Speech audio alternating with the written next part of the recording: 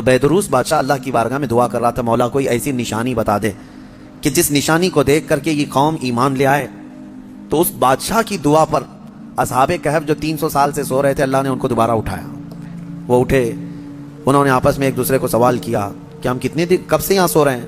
کسی ساتھی نے کہا صبح آئے تھے، دوپہر ہو گئی ہیں۔ کسی نے کہا نہیں تھوڑا زیادہ سو لیے۔ بعد میں پھر انہوں نے اپنی نشانیاں دیکھی، ناخن بہت بڑے، بال الگ سے دکھ رہے ہیں۔ انہوں نے کہا کچھ تو معاملہ ہے، اللہ بہتر جانتا ہے ہم کتنے دن یہاں ٹھہرے رہے۔ ایمان والے تھے۔ ان ساتھیوں نے ایک اپنے ساتھی کو پیسے دے کر کے بازار بھیجا کہ بھوک بہت لگی ہے، کھانا لے آؤ۔ دیکھیں اللہ دوبارہ زندہ کر رہا ہے تو کھانے کی بھوک بھی ہے، انہیں بھیجا اور اس کو یہ کہہ کر کے بھیجا کہ خبردار کوئی بھی تمہارے اوپر نظر نہ ڈالے بادشاہ کی پولیس، کہ اگر وہ بادشاہ کو پتہ چل گیا تو ہم سب کو گرفتار کر لے گا۔ وہ 300 سال پہلے کی بات بول رہے ہیں۔ اس اپنے ساتھی کو بھیجا اور وہ چھپتے چھپتے شہر میں آیا اور کھانا لیا۔ کھانا لے کر کے اس نے پیسے دیا تو دکان والے نے دیکھا پیسے یہ کون سے 300 سال پہلے کے پیسے۔ ظاہر سی بات ہے حکومتیں بدلتی ہیں، سکے بدل جاتے ہیں۔ اس کی تو سب سے بہترین مثال ہمارے زمانے میں دیکھ لیا۔ آپ لوگوں کو تو یہ سب سمجھانے کی ضرورت نہیں، پرانی 500 کی نوٹ کہاں ہیں، 1000 کی نوٹ کہاں ہیں۔ حکومتیں جب چاہیں ڈی مونیٹائزیشن کرتی رہتی ہیں۔ بہرحال تو وہ سکے جو ہے دیکھ کر کے دکان والے نے پوچھا تھا اچھا وہ چاندی اور سونے کے ہوا کرتے تھے، پوچھا کہ یہ تمہارے ہاتھ کہاں سے آئے؟ کہا یہ میرے اپنے پیسے ہیں۔ دکان والا امانت دار تھا، اس نے دکان میں کھڑا کیا اور جا کے پولیس کو خبر کر دیا۔ پولیس کو خبر کر دیا اور کہا کہ میرے پاس ایک ایسا آدمی آیا ہے، لگتا ہے اس کے ہاتھ میں کوئی پرانا خزانہ ہاتھ میں آیا ہے، لہذا اسی لیے میں آ کر کے تم کو خبر دے رہا ہوں۔ اس زمانے کا کوئی بہترین ٹپر ہوگا، وہ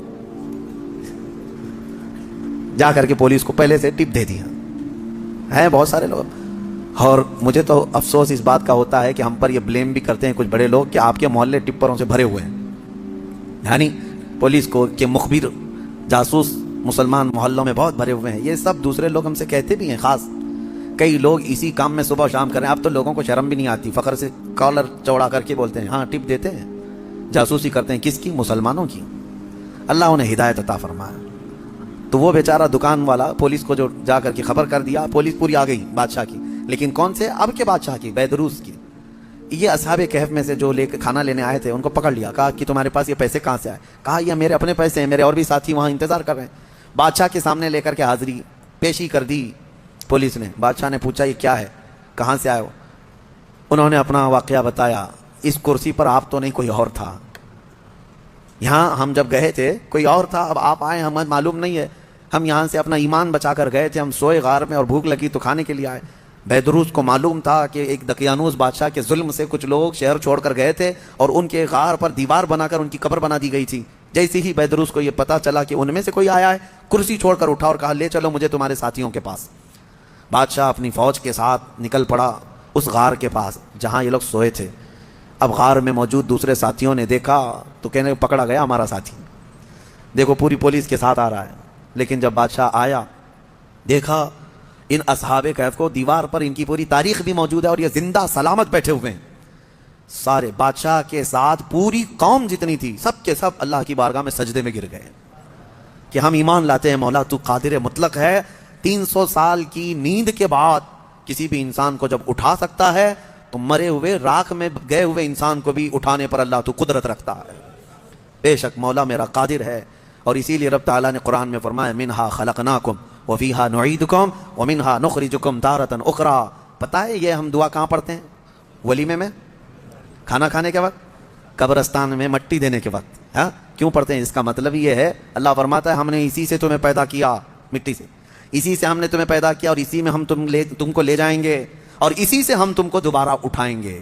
مٹی دینے کے وقت ہر ایک کو یہ احساس ہونا چاہیے میں اسی سے پیدا ہوا ہوں، اسی میں جاؤں گا اور اسی سے پھر اٹھایا جاؤں گا۔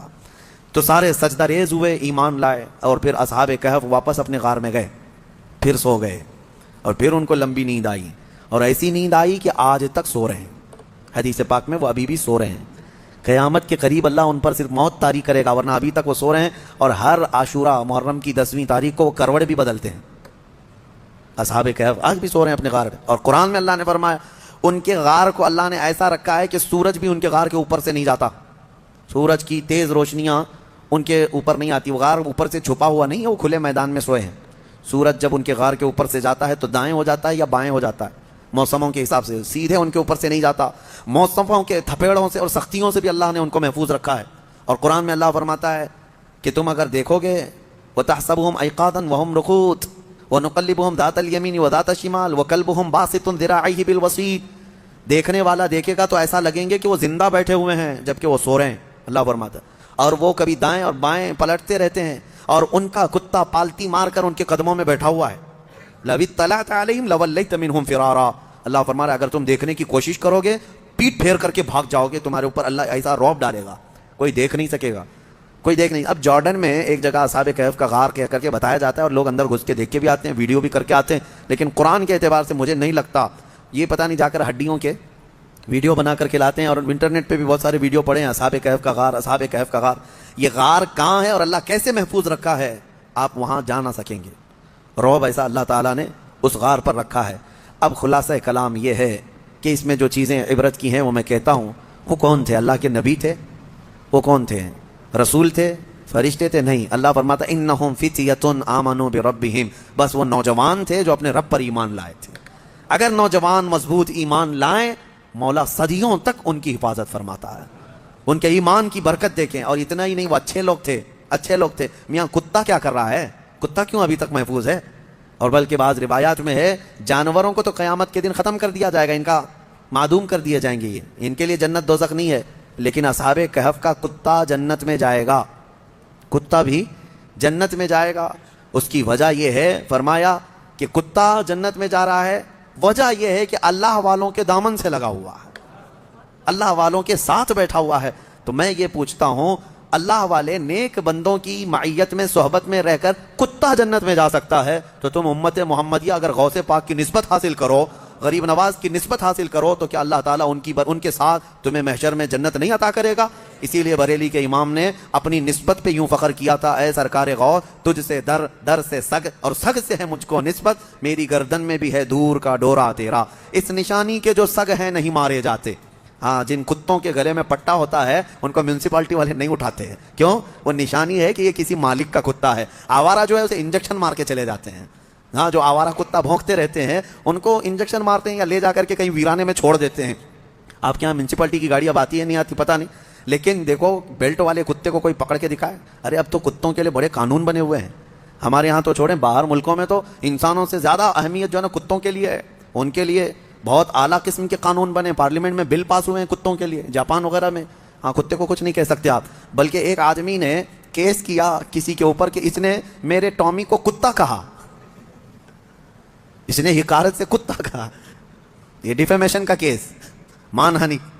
हाँ, जैसे अभी प्राइम मिनिस्टर को किसी ने कहा तो वो अपने हद के इज्जत का केस कर लिए, इस तरह कुत्ते वाले ने केस किया कि मुझको कुत्ता कहा। उसको कुत्ता नहीं कहना चाहिए, बल्कि पाकीज़ा अखलाक वाला। हाँ, बहुत खूबसूरत, ये अलकाब से कहा जाए, ये कुत्तों के लिए बने हुए हैं। मैं ये कह रहा हूँ मेरे अजीज़ों, बात ये है कि अगर कुत्ता निस्बत हासिल कर ले तो वो असहाबे कहफ के साथ जन्नत में जाता है। तो आला हज़रत फाजिल बरेलवी ने यही फरमाया, इस निशानी के जो सग हैं नहीं मारे जाते, हश्र तक मेरे गले में रहे या गौस पट्टा तेरा, हश्र तक मेरे गले में रहे पट्टा तेरा। अल्लाह ताला इन औलिया की निस्बत हमारे गर्दनों में कायम और दायम रखे, और मौला करीम हमें सुन्नी सही उल अक़ीदा ज़िंदगी अता करे और अहले सुन्नत व जमात पर ख़ात्मा बिल खैर फरमाए।